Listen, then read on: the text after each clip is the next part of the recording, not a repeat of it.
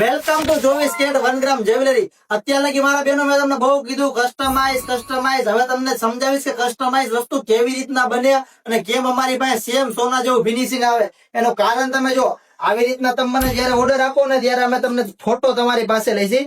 એ photo મળી જાય પછી અમે તમને એસ્ટિમેટ આપી. એસ્ટિમેટ થી કામ આ રીતના ચાલુ થાય. આ કાચો નેકલેસ છે, પછી આ રીતના માપ સાઈઝ બનશે, પછી આ રીતના રો આવશે, કમ્પ્લીટ થઈ ગયો. પછી એની માથે ગોલ્ડ ચડાવવાનું ચડી જાય.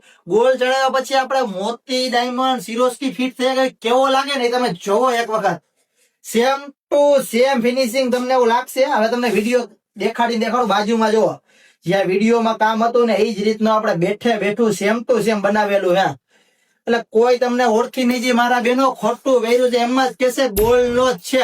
હવે તમને આખો નેકલેસ ની બારીકે કહી દઉં. આપણા ચંદન પટ્ટા ની અંદર કસ્ટમાઇઝ કરેલું છે. એની અંદર હાવ ડલ જે ગોલ્ડ માં ફિનિશિંગ આવે ને એ બેઠે બેઠું કરેલું છે. ખાખા મોતી નું બંદેજ કામ છે. અને જે ગોલ્ડ માં આપડા પથ્થર કોતર કામ કરી જડતર થાય ને એ જ રીતનું જડતર છે. પણ આ બેન ની રિક્વાયરમેન્ટ એવી હતી કે ભાઈ મારા ડોકમાં હોતા રાણી સેટ ચાલે ને એવો બનાવવો છે. અને બીજી રિક્વાયરમેન્ટ હતી કે કંદોરામાં આપણે બેનની બે રિક્વાયરમેન્ટ પૂરી કરી દીધી. એક વસ્તુની અંદર બે વસ્તુ બનાવીને આપી. ચંદન પટ્ટામાં રાણી સેટે બની ગયો ને ચંદન પટ્ટામાં કંદોરો બની ગયો.